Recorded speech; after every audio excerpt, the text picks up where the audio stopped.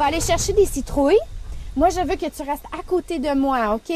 Puis regarde, Jean, il va nous aider parce que les citrouilles sont peut-être trop grosses pour nous.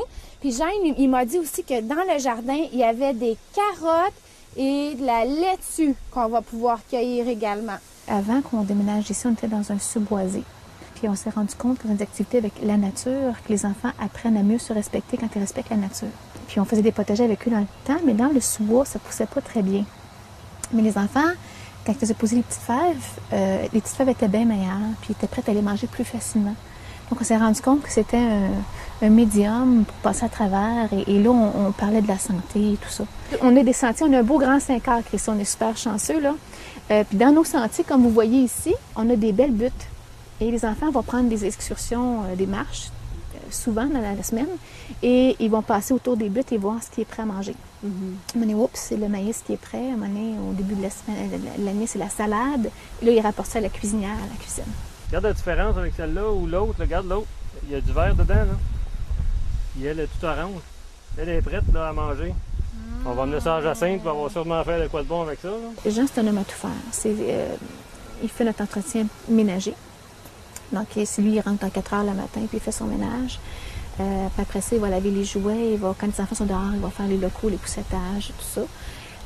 Et quand il y a du temps, il va réparer les meubles. Il va faire des meubles. Il va faire l'entretien paysager à l'extérieur. Et les jardins, ça fait partie de ses tâches. Puis il y a même un petit côté dans ses tâches qui est un côté éducatif, dans le sens que, comme il s'y connaît dans les potagers et dans les arbres fruitiers, parce qu'on en a plusieurs aussi pour les entretenir, mais c'est quelque chose qu'il nous transmet. Il ne coûte pas plus cher qu'à d'engager une compagnie qui nous charge le double de son salaire pour venir faire des travaux juste ménagers. En bout de ligne, c'est beaucoup plus payant de cette façon-là, parce qu'on a beaucoup plus de choses. Quand ils vont dans le jardin aussi, s'il y a la terre à amener ou du paillis à amener ou des choses à faire, bien, Jean est là pour supporter. Il y a des filles qui le font plus. C'est certain que les poupons le font moins souvent. C'est plus difficile. Quand on a un nouveau groupe ou qu'on a des enfants avec besoin particuliers, la fille va le faire plus avec un soutien pour commencer, pour être sûr que les enfants restent ensemble, qu'on ne les perdra pas. Ils vont respecter les consignes aussi, parce que ça prend une certaine discipline, parce qu'il faut arriver bien des choses. Puis on n'est plus dans le cadre de la clôture, la cour clôturée. Donc, la fille, la première fois qu'elle le fait, elle est le plus insécure. Donc, c'est de donner le support, la soutenir, lui montrer comment c'est fait facilement. Les premières filles qui viennent puis me disent, bien Diane, qu'est-ce que je vais aller faire dans le champ? OK, viens avec moi. On vient, puis on s'assoit à terre, puis on regarde. Puis on laisse les enfants aller. Ah, il y a une sauterelle! Ils partent après la sauterelle. Ah, il y a des fourmis. Là, on creuse en terre, puis on voit des vers de terre, on voit des pattes, on voit toutes sortes de choses. On ramasse une roche, on garde dessous. Là, les filles découvrent, ah, c'est aussi simple que ça. Oui, l'enfant découvre son environnement. Il a le goût de l'exploiter. C'est comme, tu sais, quand on fait des patates, puis on voit à l'automne que les patates commencent à fléchir. On dit, on va aller creuser dans la terre, voir qu'est-ce qu'il y a dans la terre, qu'est-ce qu'elles nous ont laissé. Puis les enfants, les yeux sont ronds comme ça. Oh, regarde la grosse patate. Oh, il y en a une autre. Oh, il y a un bébé patate. Il y a un papa patate. C'est ça. C'est tellement valorisant pour les filles que facilement, elles ont le goût de le faire avec les enfants. Les patates! Regarde là. Moi, j'en vois ici, là. C'est les deux! Wow! Hey, c'est des trésors de pommes de terre.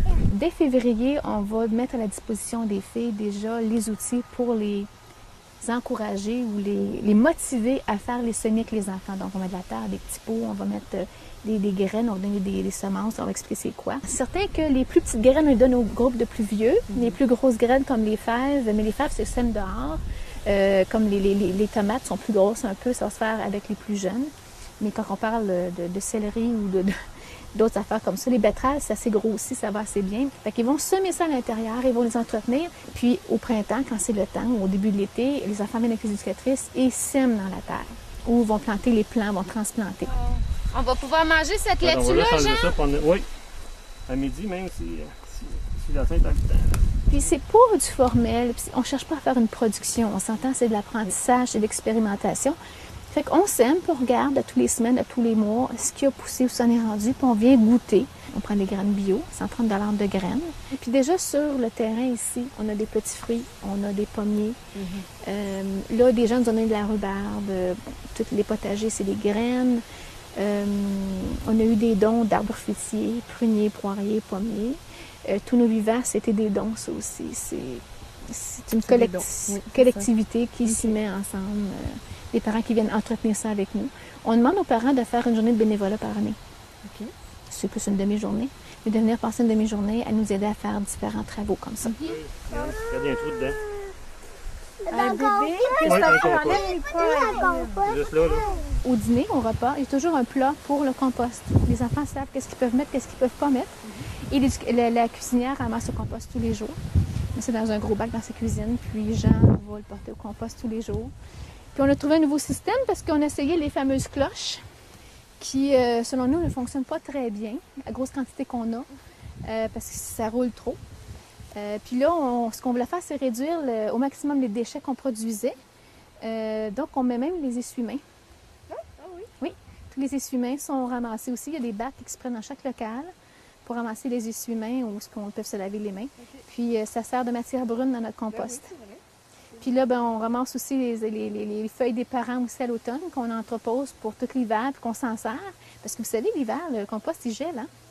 Alors, on s'assure toujours de mettre une couche de matière verte, puis on met notre couche de matière brune, puis même si elle gèle, c'est pas grave. En étant des trous comme ça respire beaucoup. Donc, on n'a pas besoin de le brasser. Bien, la permaculture, dans le fond, c'est respecter la terre en soi en partant. Redonner autant à la terre que qu'est-ce qu'elle nous donne.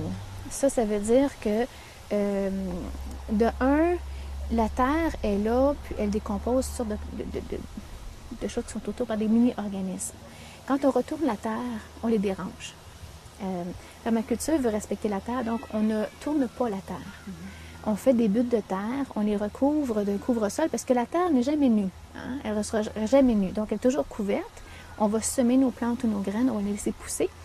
Et ce qui est le fun, c'est qu'on prend ce qu'on a besoin et on laisse le restant de la plante là pour qu'elle redonne à la terre des ressources. On va remettre de notre compost aussi pour l'aider encore plus. L'autre chose aussi, c'est qu'on va maximiser l'espace qu'on a pour des jardiniers paresseux, qu'on pourrait dire. OK, donc on va semer des graines, les carottes, les betteraves vont être sous la terre, les patates. On va avoir les tomates qui vont grimper au-dessus, grimpantes, donc on a un autre niveau. Puis on va avoir ceux entre deux, comme les brocolis, les autres plantes qui sont entre deux. Donc on a sous terre, on a au niveau du sol, puis on a suspendu. Donc on maximise notre espace pour faire de la culture. Et regarde, on a trouvé une citrouille! On va aller la découper, OK? Ben oui. On va avoir des patates aussi. On avait beaucoup. Oui, des patates, des carottes, un petit peu de salade, c'est correct. Ouais.